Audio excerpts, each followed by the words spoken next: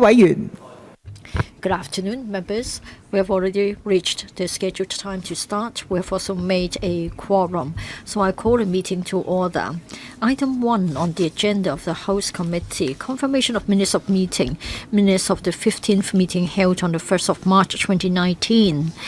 The draft minutes have already been sent out to members prior to the meeting. So far, we haven't received any comments from members. So can I invite members to confirm the minutes?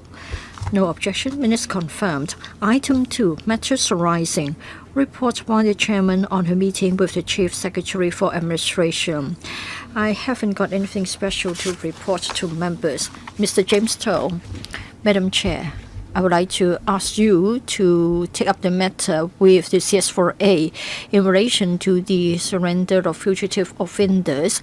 It is said that on the 4th of March, the consultation exercise has been completed, but Chambers of Commerce told me that they had made an appointment to meet with the administration towards the end of March. Now that the administration announced that the consultation exercise has ended, so they are worried as to whether it is a genuine consultation, and they doubted whether it should be treated like that.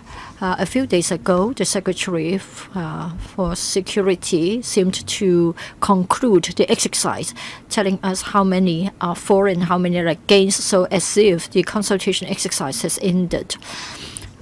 Thank you, Mr. James Toh. We've been approached by different political parties and members of the public about that topic, so I'm sure we can reflect the views, including the return of fugitive offenders. Item 3, Legal Service Division report on subsidiary legislation gazetted on 1st of March 2019. LA, please briefly explain the paper LS 52/18-19 to us. Thank you, Madam Chair. This covers 2 items. First of all, LN 26 in relation to the honorarium for the fees payable to the adjudicators when they serve as members of the obscene Articles Tribunal from $955 to $990, and for not less than half a day from $480 to $495 for less than half a day. And then the second legal notice is about the allowances to the jurors. That will be increased from $830 to $875 a day under the allowances to jurors order. A paper has been sent to the panel on administration of justice and legal services on the 19th of December 2018. The panel noted the paper and didn't raise any issues. Both of them will come into operation on the day to be appointed by the Chief Justice by notice published in the Gazette. Thank you. Thank you, LA. Does any member wish to set up a subcommittee to examine the 2 pieces of subsidiary legislation, namely Control of Obscene and Indecent Articles Regulations 2019, Allowances to Jurors Amendment Order 2019? Would you like to set up a subcommittee? Who else would like to join? I'll ask the clerk to ask among members. Thank you. 4th, Legal Service Division report on subsidiary legislation gazetted on the 8th of March 2019. LA, please briefly explain paper LS 54/18-19 to us. Thank you, Chair. It covers 2 items of subsidiary legislation so as to give effect to the proposed concessions in the 2019-2020 budget speech. The first being Rating Exemption Order 2019. This is in relation to the financial year starting on the 1st of April 2019 and ending on the 31st of March 2020. All tenements are exempted from the payment of rates up to a maximum of $1,500 for each quarter in the year. The second one is Revenue Reduction of Business Registration Fees and Branch Registration Fees Order 2019. So the whole amount will be waived in relation to the business registration fees and branch registration fees. For the 3-year registration fees, they will be reduced by sum of $2,000 to $3,273 to $116. It will come into operation on the 1st of April 2019. Mr. Gary Chen, So in relation to the second item, revenue, reduction of business registration fees and branch registration fees order 2019, you would like to set up a subcommittee, right? Madam Chair, I have received a note from Mr. Stephen Ho. He would like to set up a subcommittee for the second item. Yes, what about the first one, rating exemption order 2019? Dr. K.K. Kwok would like to set up a subcommittee. Anybody wishing to join the subcommittee for the first item, rating? What about the second one? Mr. Stephen Ho would like to set up subcommittee. Anybody wishing to join the subcommittee will circulate paper to understand your interest to join the subcommittee. Well, I would like to tell you that you can move amendments, and the deadline for amending would be the 17th of April or that of the 8th of May 2019 if extended by resolution. Item 5, the Chief Executive's question time on the 20th of March 2019. This will take place from the 11 a.m. to 11:30 a.m. The regular council meeting on the 20th of March will be held immediately after the ceased question time. Item 6, business for the council meeting of the 20th of March 2019. A. Tabling of papers. Report number 13/18-19 of the House Committee on Consideration of Subsidiary Legislation and Other Instruments. It covers 3 items of subsidiary legislation. Amendment to be made by the council meeting of the 20th of March. No member has indicated the wish to speak. B. Questions. For that particular meeting, 22 questions have been raised, 6 oral questions, 16 written questions. C. Bills. First reading and moving of second reading. First, Judicial Officers Extension of Retirement Age Amendment Bill 2019. Second, Inland Revenue Amendment Tax Concessions Bill 2019. Third, Electoral Legislation Miscellaneous Amendments Bill 2019. We'll deal with them at our meeting on the 22nd of March. D. Bill, resumption of debate on second reading, consideration by committee of the whole council and third reading. MPF schemes legislation. Inland Revenue and MPF schemes legislation, tax deductions for annuity premiums and MPF voluntary contributions amendment bill 2018. At our last meeting held on the 1st of March, members did not object to the resumption of the second reading debate. E. Government motions.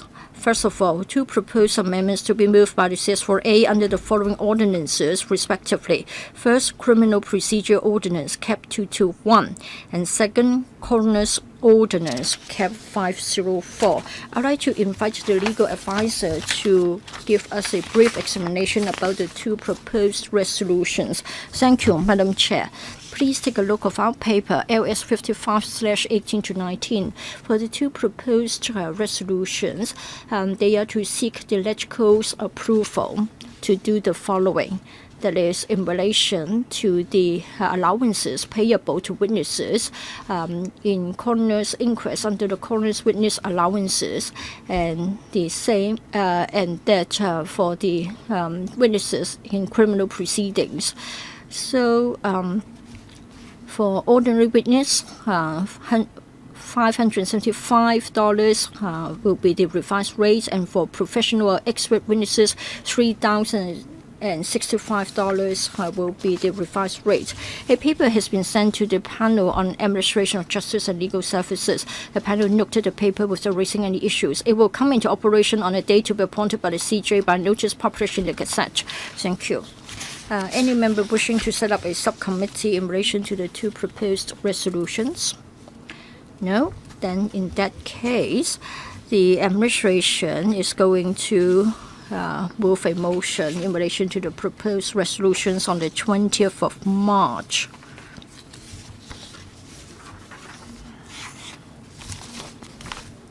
Second, proposed resolution to be moved by the Secretary for Financial Services and the Treasury under Section 7.1 of the Public Finance Ordinance, Cap 2.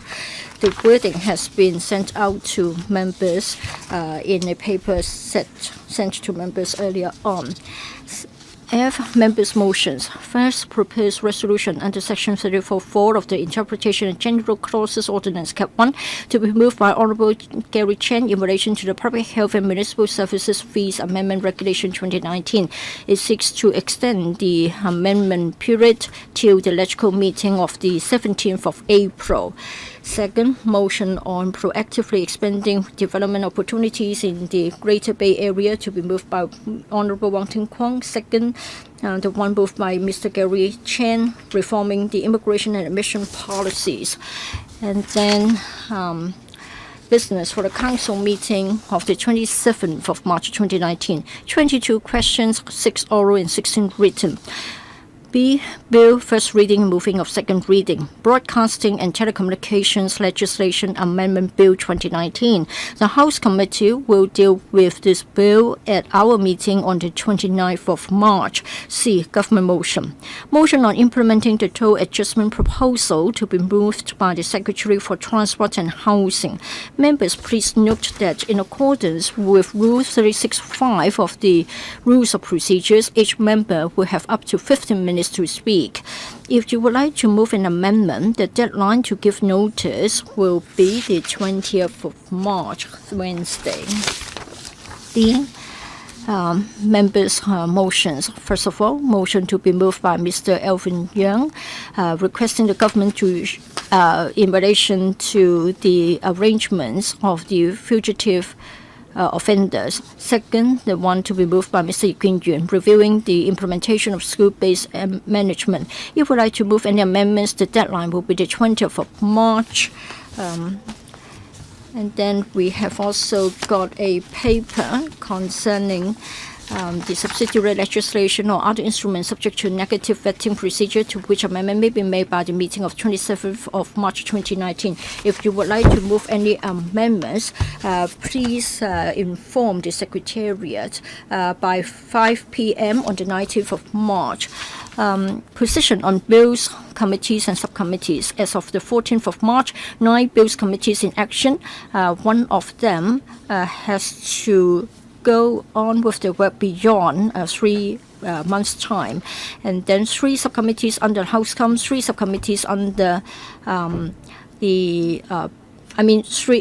subcommittees studying policies under the panels and 5 subcommittees on the waiting list.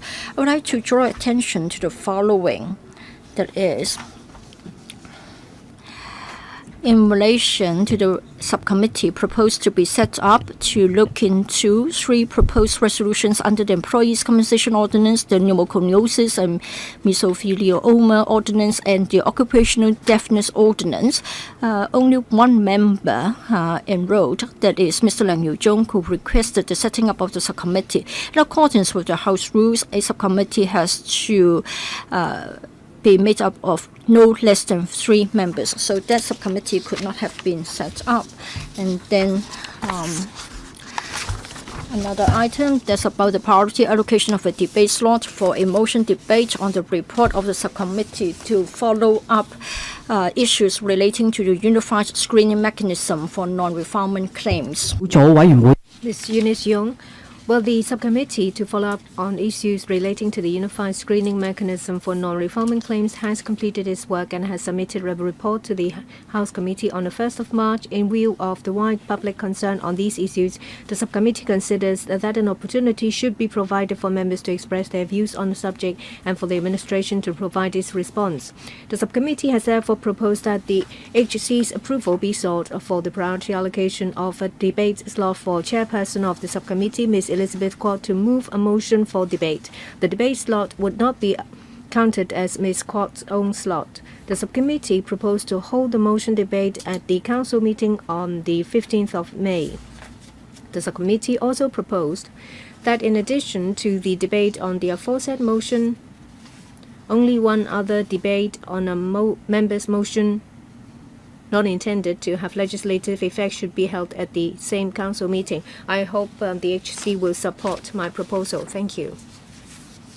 In relation to Ms. Young's proposal to the allotted debate slot, any other views? No? That means that you all agree. It's endorsed. Ms. Young also proposed that the debate will be 1+1. That means the subcommittee will take up one debate slot, and then there will be another slot for members' motion debate. Any objections? No? That's endorsed too. Any other business? No other business. Meeting adjourned. Thank you.